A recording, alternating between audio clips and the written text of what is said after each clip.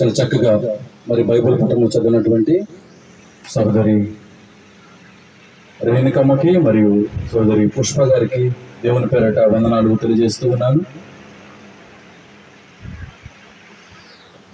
తదుపరి మన మధ్యలో ఉన్నటువంటి సోదరి జీవిత కుమారి అమ్మగారు వచ్చి ప్రార్థనలో మనల్ని నడిపిస్తారు.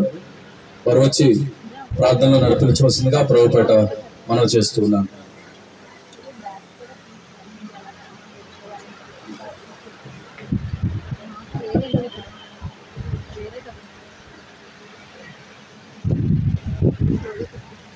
ప్రార్థన చేసుకున్నాం.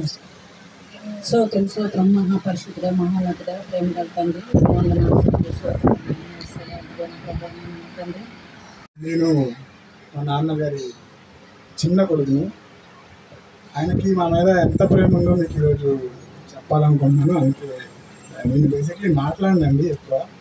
అందరికీ తెలుసు, ఇక్కడ మా అత్తగారికి, మా అమ్మ అందరికీ తెలుసు. నేను బేసిక్లీ ఎక్కువగా మాట్లాడాను.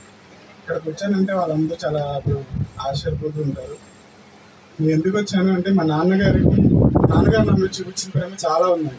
అందులో 2 సంఘటనలు మీకు చెప్తాను.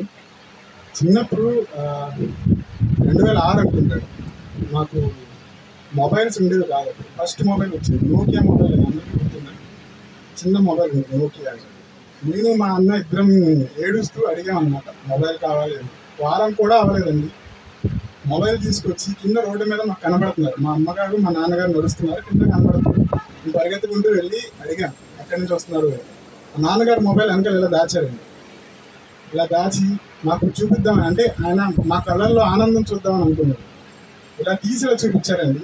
నిజంగా నేను మా అన్నయ్య ఆ రోజు చాలా ఆనందపడ్డాను. అంటే ఆయన మా కోసం అంటే ఎంత ఆనందం కోరుకున్నారో మా గురించి, మా కళ్ళల్లో ఎంత సంతోషం చూద్దాం అనుకున్నారో ఆ రోజు నాకు చాలా బాగా అర్థమైంది. అదొకటి. ఇంకోటి, అందరూ అనుకుంటారు చిన్న కొడుకు అంటే ఎక్కువ ప్రేమ అని అనుకుంటారు. అన్న మీద ఉన్న ప్రేమ అంతా నేను చెప్తానండి. ఆయనకి, అన్నయ్యకి డాడీకి చిన్న గొడవ అయింది. గొడవ అయిన మరుసటి రోజు అన్నయ్యకి పెట్రోల్కి డబ్బులు కావాలండి. పెట్రోల్కి డబ్బులు కావాల్సి వచ్చింది. అది నేను 500 తీసి అన్నయ్యకి ఇచ్చానండి. అన్నయ్యకి కూడా గుర్తులేదు ఆ విషయం. అన్నయ్యకి కూడా నేను ఎప్పుడు చెప్పలేదు. 500 తీసి ఇచ్చానండి. ఇది మమ్మీ ఇచ్చింది అని చెప్పి ఇచ్చానండి. కానీ అది ఇచ్చింది నాన్నగారు. 500 ఇచ్చి అన్నయ్యకి రా అని చెప్పి ఇచ్చారండి. అది అన్నయ్యకి కూడా తెలియదు, అమ్మకు కూడా తెలియదు. అంత ప్రేమించానండి. అన్న నన్ను క్షమించండి, ఏడుస్తుంది. నాకు నిజంగా మాటలు రావండి, కానీ ఫస్ట్ టైం మాట్లాడుతున్నాను. నా మీద ఉన్న ప్రేమ మీకు చెప్తున్నాను. మా అత్తగారికి బాగా తెలుసు ఎంత ప్రేమించేవాళ్ళు మా నాన్నగారు. మా చిన్నమాయకి, మా పెద్దమాయకి, వీళ్ళందరికీ బాగా తెలుసండి ఆయన ఎంత ప్రేమించేవాళ్ళు. మా అమ్మగారిని ఎంత ప్రేమించే వాళ్ళందరికీ, ఇక్కడ ఉన్న కుటుంబ సభ్యులందరికీ బాగా తెలుసండి. ఈ 2 విషయాలు మీకు చెప్పుకుందామని ముందుకు వచ్చాను.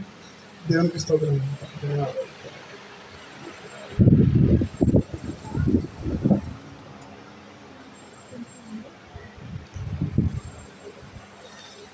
చాలా వారి యొక్క అనుబంధాన్ని,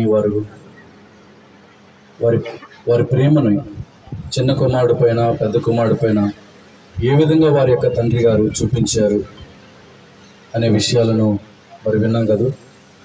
అవునండి, తండ్రి ఎంతగానో మనల్ని ప్రేమిస్తూ ఉంటాడు, మనల్ని ఎంతగానో ఆదరిస్తుంటాడు.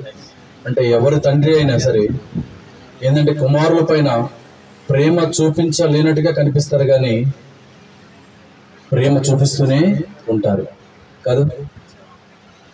ఏదేమైనప్పుడు కూడా విజయశేఖర్ అంకుల్ గారు దేవుని సన్నిధిలో చాలా సంతోషంగా, ఆనందంగా ఉన్నారని నేనైతే భావిస్తూ ఉన్నాను. కొద్దిసేపు ఒక పాట పాడి ఆయన నామాన్ని మహింపరుద్దాం. ఆరాధనలో మన మధ్యలో ఉన్నటువంటి సోదరులు విజయకాంత్ గారు నడిపిస్తారు. ఒక పాట పాడి దేవుని నామాన్ని ఆరాధిద్దాం. అందరూ లేచి నిలబడినట్లయితే కొద్దిసేపు ఆయనకి సహకరిస్తారు.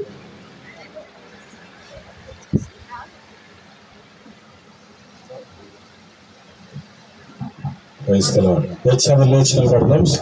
కనుక ఒక పల్ల